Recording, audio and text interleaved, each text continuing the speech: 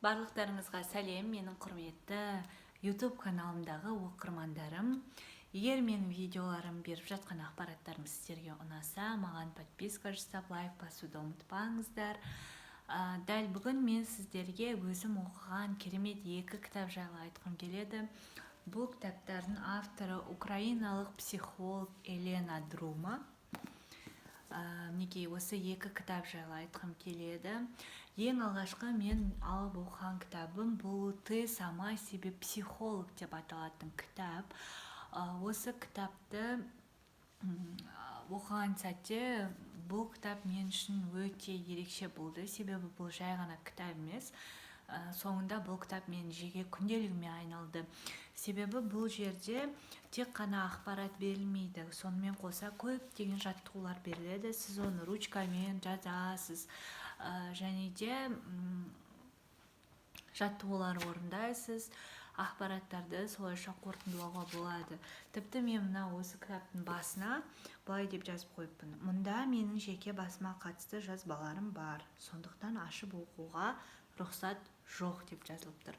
Демек, бұл жерде жаттығулардың өте көп екенін байқауларыңызға болады осы арқылы.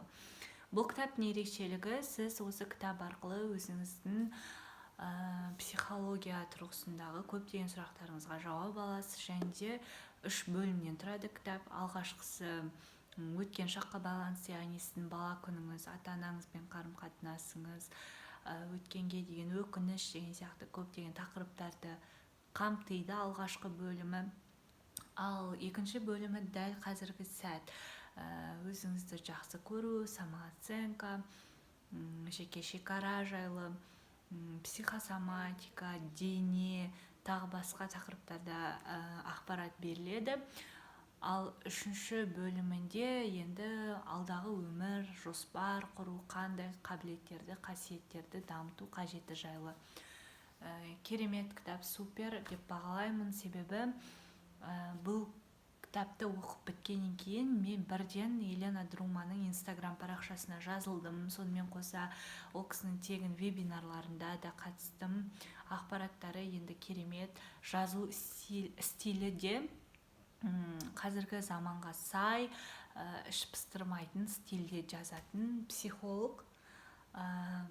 Келесі кітабы бұл «Ты и деньги» деп аталады. Бұл кітап әрине аты айтып тұрғандай ақшаға байланысты. Бұл кітаптан ақшамен қарым-қатынас жайлы біле аласыздар. Ең алдымен ақшаны қалай жұмсау қажет, қалай басқару керек, қалай бөлу керек жайлы айтады. Одан кейін ақша негізінде қандай уақытта адамдарға келетіні жайлы, бұл өмірде ақшадан да маңызды нәрселердің бар екені айтылады. Және де маған қатты ұнағаны, бұл кітап тек қана ақша жайлы емес, өзіңізді табудың маңыздылығы жайлы өте жақсы түсіндіріледі. Яғни адам осы өмірге келгеннен кейін жай ғана жұмысына барып келіп өмір сүрмеу қажет.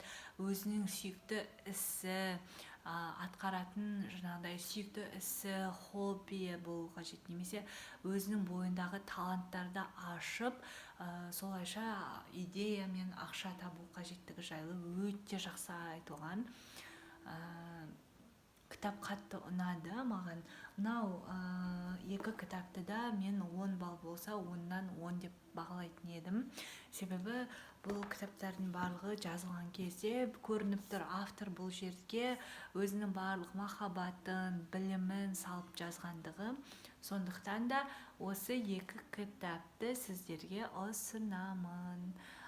Кез келген интернет дүкенде сатылады деп ойлаймын. Өзім Flip KZ'тен сатып алдым. Сау болыңыздар.